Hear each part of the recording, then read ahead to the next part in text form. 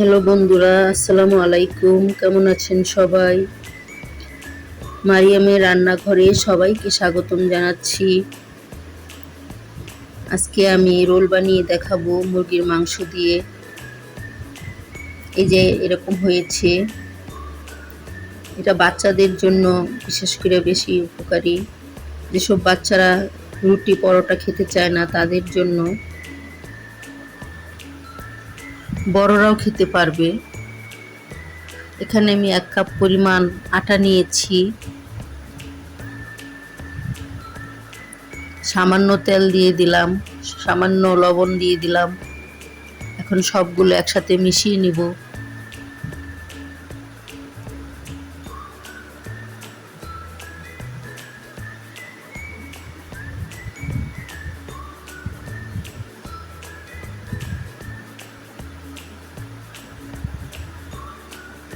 অল্প পানি দিয়ে একটা ডো তৈরি করে নিব।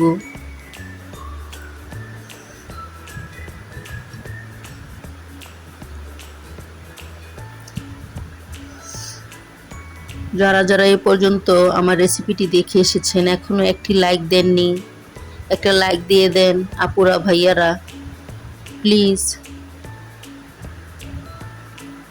আপনার একটি লাইক আমার কাজের গতি বাড়িয়ে দেয়, আমার রেসিপিটি ছড়িয়ে দেন।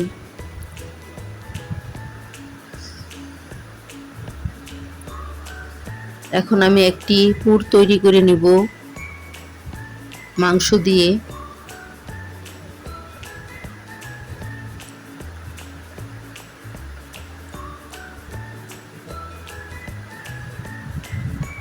এখানে আমি মুরগির মাংস ছোট করে কেটে নিয়েছি, অল্প নিয়েছি যেহেতু এটা আমার মেয়ের জন্য রেডি করছি।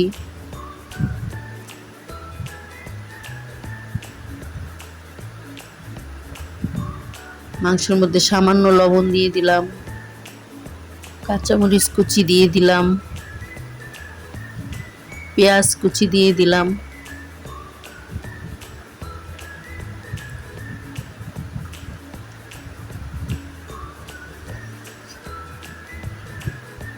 হালকা ভেজে নিব।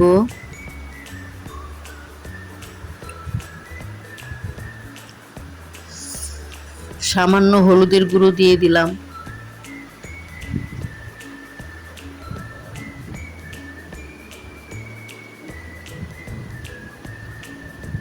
সামান্য মরিচের গুঁড়ো দিয়ে দিলাম,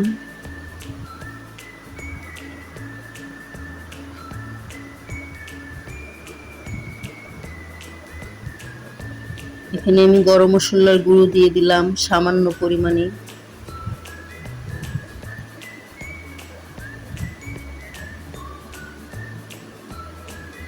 জিরার গুঁড়ো দিয়ে দিলাম সামান্য,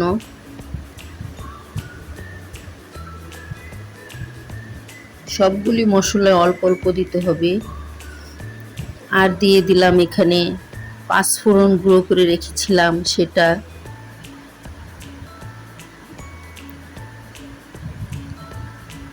বেশি মশলা দিতে হয় না, যেহেতু বাচ্চা খাবে এত মশলা দিইনি।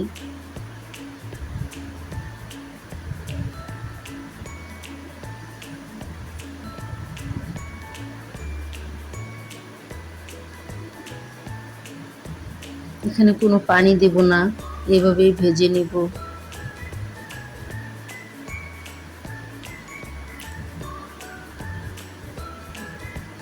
এখন একটি রুটি বানিয়ে নিলাম।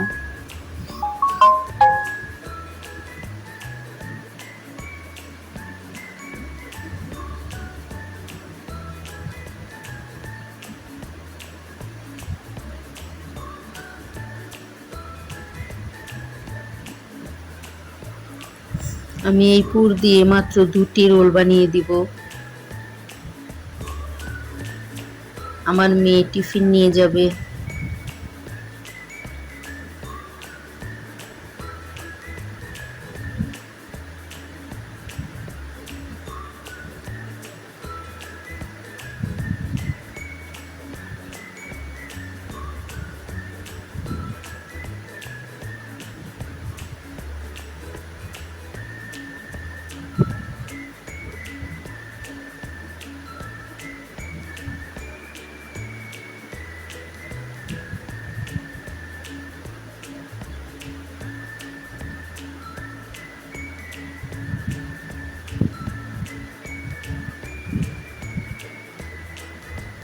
যারা যারা পারেন না তারা এভাবে করে নেবেন, আর যারা এই জিনিসটা পারেন তাদের তো কথা নেই। যারা নতুন তারা এইভাবে আমার মতো করে নেবেন, একদম সহজ এবং সুস্বাদু খেতে।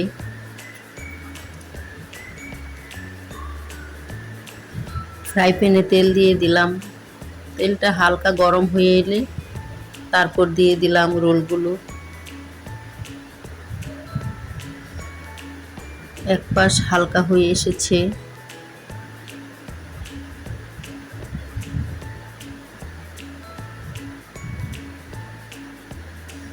এই যে দেখেন ভাজা হয়ে গেল।